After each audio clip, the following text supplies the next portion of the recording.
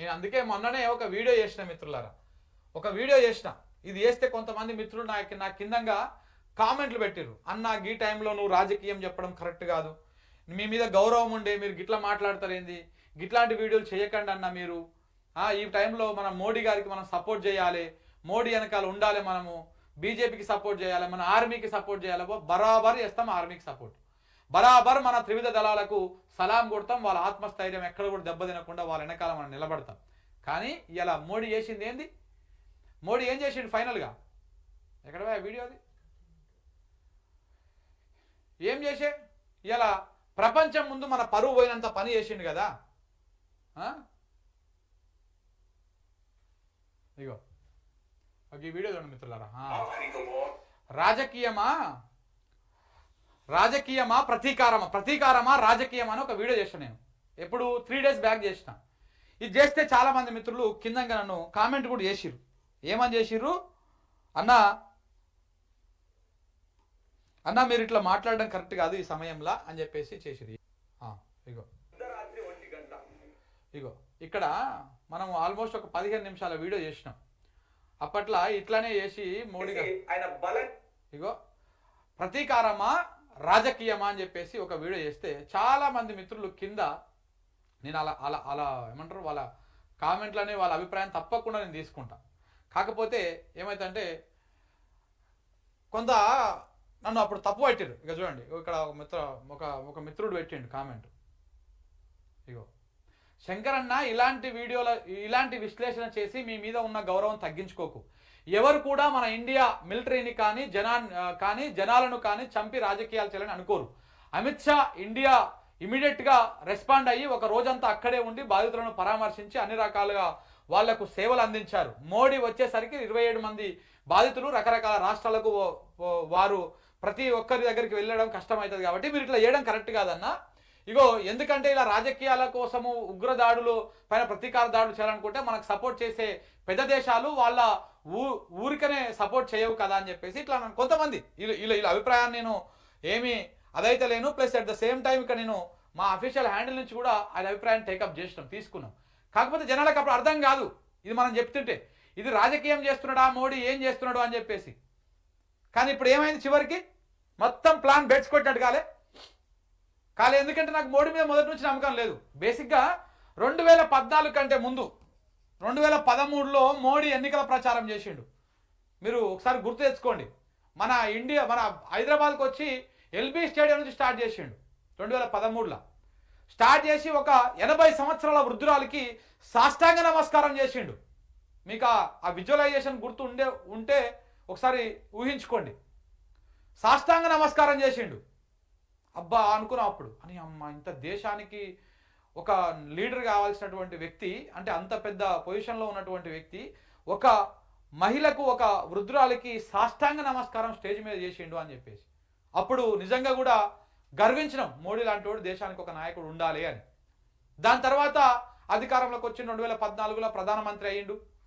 గుజరాత్ ముఖ్యమంత్రిగా ఉన్నటువంటి మోడీ ప్రధానమంత్రి అయ్యిండు. ప్రధానమంత్రి అయినాక చాలా రకాల నిర్ణయాలు తీసుకున్నాడు. దాంట్లో పెద్ద నోట్ల రద్దు రాత్రికి రాత్రి అనుకొని చేసిండు. నిజంగా అప్పుడు కూడా చాలా గర్వించినాం.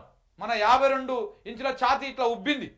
అరే ఇట్లాంటి దేశంలో ఇలాంటి నాయకుడు ఒకటి ఉండాలి, నల్లధనం వెనక్కి తీసుకురావాలంటే ఇలాంటి నిర్ణయం ఒకటి ఉండాలి అని చెప్పేసి, ఇలాంటి నిర్ణయం ఒకటి తీసుకోవాలి అని. కానీ ఏమైంది? చివరికి ఇవన్నీ ఉట్టిపోయింది. జిఎస్టీ తెచ్చినప్పుడు కూడా దేశం సప్పట్లు కొట్టింది, సంబరాలు చేసుకున్నది, తుపాకులు కాల్చిరు పార్లమెంట్ దగ్గర, అన్నీ సంబరాలు చేసుకున్నాం. కానీ చివరికి అది ఏమైంది? మోడీ ఫోటోల కోసము, మోడీ ప్రచారం కోసము, కేవలం ఒక సోషల్ మీడియా హైప్ కోసం మాత్రమే చేసి, దాంతో మాత్రమే ఆ సింపతితో మాత్రమే ఓటు తెచ్చిరు, ఆ ఎమోషన్తో మాత్రమే. 2014 నుంచి 19 దాకా ఏం చేయలే.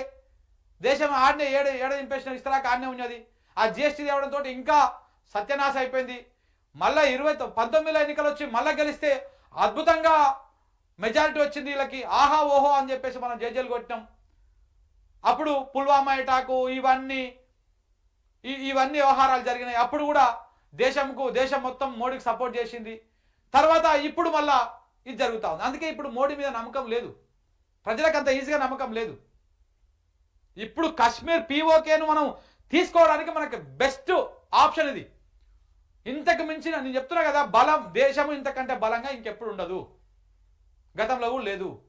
పోయినటువంటి పీఓకేను మనం తీసుకోవచ్చు. ఇప్పుడు పాక్ ఆక్యుపైడ్ కాశ్మీర్ మనం వెనక్కి తీసుకోవచ్చు, బలూచిస్తాన్ ఒక దేశంగా మార్చొచ్చు, పాకిస్తాన్ వీక్ చేయొచ్చు. అది అన్ని రకాలుగా లాస్ అయి ఉన్నది, అయినా మనం ఇప్పుడు ముందుకు పోతలేదు. దీనికి కారణం ఏంటిది? ఏంది దీనికి కారణం?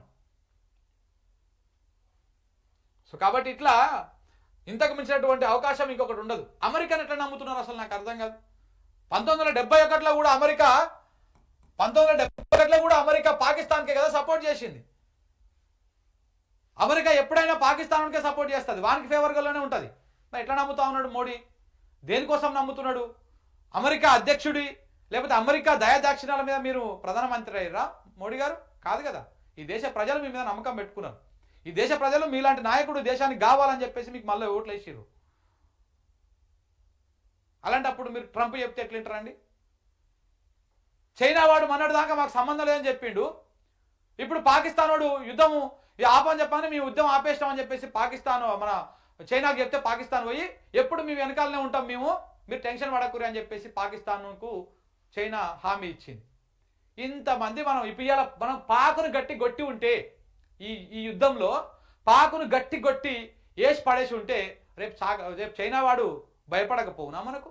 వాడు కూడా ఆక్యుపై చేసిండు మొత్తం, సగం హిమాలయాలు ముంచుకోపోతున్నాడు కదా వాడు కూడా.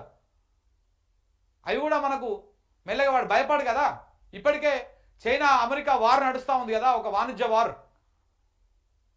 దాంట్లో ఇప్పుడు మనం పాక్ మీద పై చేయి సాధించి దానికి బుద్ధి చెప్పి ఉంటే పాకిస్తాన్కి సపోర్ట్ చేస్తున్నాడు, చైనాకు కూడా వార్నింగ్ ఇచ్చినట్టే అవు కదా. మరి ఎందుకు ముందుకోలేకపోయారు? ఇందిరాగాంధీ లెక్క ధైర్యంగా ఎందుకు ముందుకోలేకపోయారు? ఆలోచన చేసుకోవాలి. ఇంతకు మించినటువంటి అవమానకర పరిస్థితి ఇంకోటి ఏముండదు. అసలు అమెరికాను ఎందుకు నమ్మిండి అనేది ఇప్పటికి అర్థం కాదు. అమెరికా ఇప్పుడే కాదు, మన వాణిజ్య సుంకాలు వేసిండు కదా అన్ని దేశాల మీద, ఒక్కొక్క దేశం మీద ఒక్కొక్క ఫిగర్ వేసిండు కదా. అట్లా మన దేశం మీద కూడా బాగా వ్యాట్ ఛార్జీలు వేస్తే, ఆ మూత మోగిస్తే మనోడు కియ్యన్లే కయ్యన్లే పైకి వెళ్ళి మళ్ళా మనకు అక్కడి నుంచి వచ్చేటివేమో పెరిగినాయి రేట్లు మనకు, మనం ఇక్కడి నుంచి అక్కడికి పంపుతాం కదా, వాళ్ళకి తగ్గించేసిండు, వాళ్ళకు ట్యాక్స్ తగ్గించేసిండు. మరి ఎందుకు ఇంత మేర్బానీ చేస్తా ఉన్నాడు మోడీ ట్రంప్కి? అర్థం కాదు. అంతు ఇక్కడం లేదు, అర్థం కాదు.